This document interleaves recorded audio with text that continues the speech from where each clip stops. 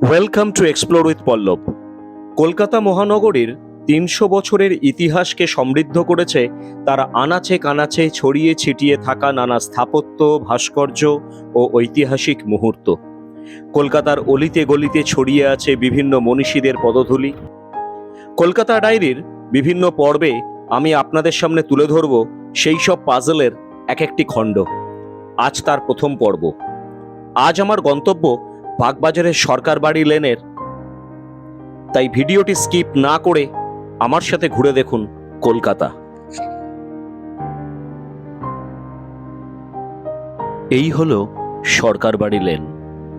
বাগবাজার গঙ্গার ঘাটের ঠিক ধারেই অবস্থিত এই সরকার বাড়ি লেন। বাগবাজার বাটা থেকে অটো ধরে চলে আসতে পারেন এইখানে। কিন্তু কেন আসবেন এখানে? কারণ বহু প্রাচীন যুগ থেকে এখানে পূজিত হচ্ছেন শ্রী শ্রী জগন্নাথ প্রভু। এখন আমি এসে পৌঁছেছি বাগবাজারের সরকার বাড়ি লেনের ৩০০ বছরের পুরনো ঐতিহ্যপূর্ণ জগন্নাথ মন্দিরে। চলুন আমরা এই জগন্নাথ মন্দিরটা একটু ঘুরে দেখি। বহু প্রাচীন ইতিহাস জড়িয়ে আছে এই জগন্নাথ মন্দিরের সঙ্গে। শোনা যায় স্বয়ং ঠাকুর রামকৃষ্ণ এসেছিলেন এইখানে সন্ধ্যা আরতির সময় কাঁসর বাজাতে।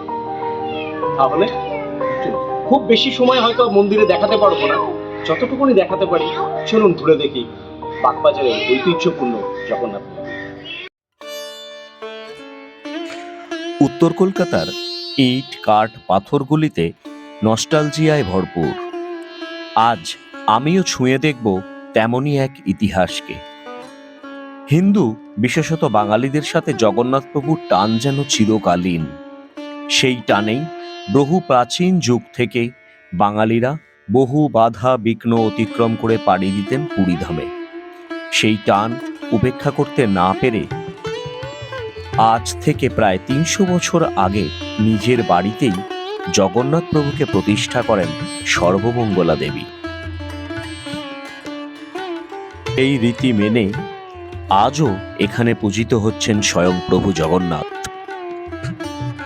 সন্তানহীনা সর্বমঙ্গলা দেবী পূজার দায়িত্ব পালনের জন্য সেবায়েত নিযুক্ত করেন হরমোহন চট্টোপাধ্যায়কে। উত্তরাধিকার ক্রমে শ্রী প্রফুল্ল চট্টোপাধ্যায় সেই দায়ভার গ্রহণ এবং পালন করেন। মন্দিরটির আর্কিটেকচার বহু প্রাচীন। বড় বড় থামের ওপর কড়িবর্গার ছাদ।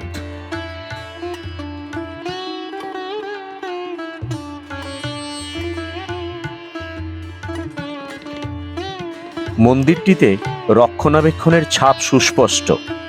তাই মন্দিরটিতে প্রাচীনতার ছাপ থাকলেও এটি এখনো জরাজীর্ণ হয়ে যায়নি।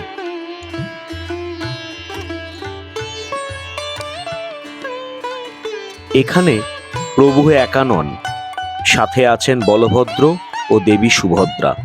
সাথে অন্যান্য দেবদেবীরাও এখানে নিত্য পূজা পেয়ে থাকেন।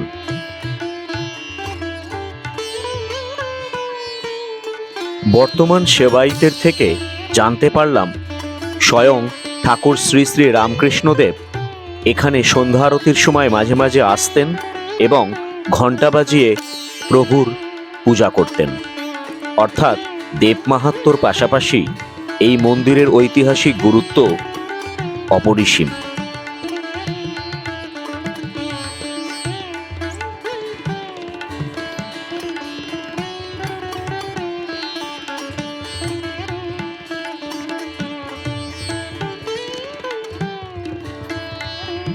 প্রতিদিন দুপুর 12টা থেকে 2টোর মধ্যে এই মন্দিরে নিত্য পুজো অনুষ্ঠিত হয়।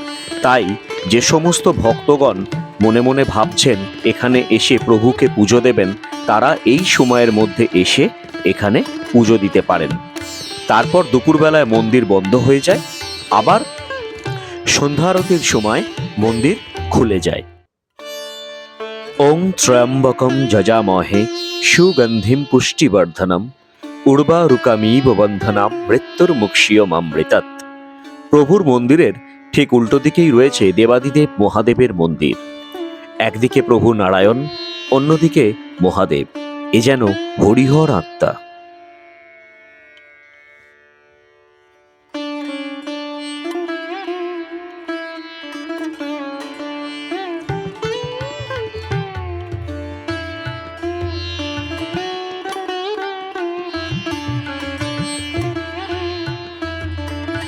ঝুলন, রথযাত্রা, রাস উৎসব খুব ধুমধামের সাথে এখানে পালিত হয়।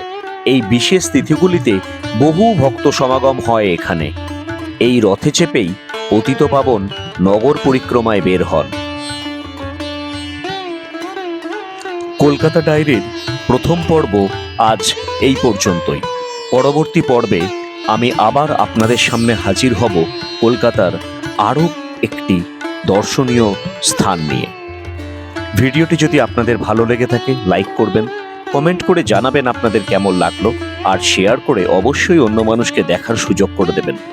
এই রকম কাছে দূরের নানা জানা অজানা জায়গায় বাড়িতে বসে মানস ভ্রমণের জন্য আমার ইউটিউব চ্যানেল এক্সপ্লোর উইথ পল্লবটিকে সাবস্ক্রাইব করবেন। ধন্যবাদ।